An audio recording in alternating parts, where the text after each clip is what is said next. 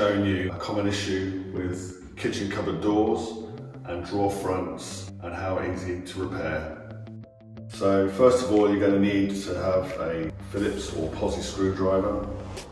To adjust your cupboard door, which may not be level or loose, simply open the door and you'll see here a bracket with some screws.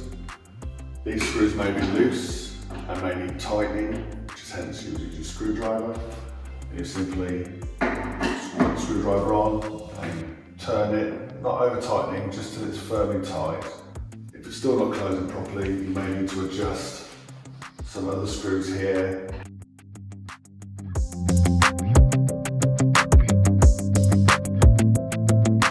For the drawers, you might have a wobbly front. If you look inside or just here on the outside, in this case, there will be some small screws. Again, your screwdriver, just go around and just check all the screws are tight. Again, not over tightening, just tight enough. And then when you close the drawer, it should be fixed. I hope you found this video useful. If you do still continue to have any issues, please contact our customer service team.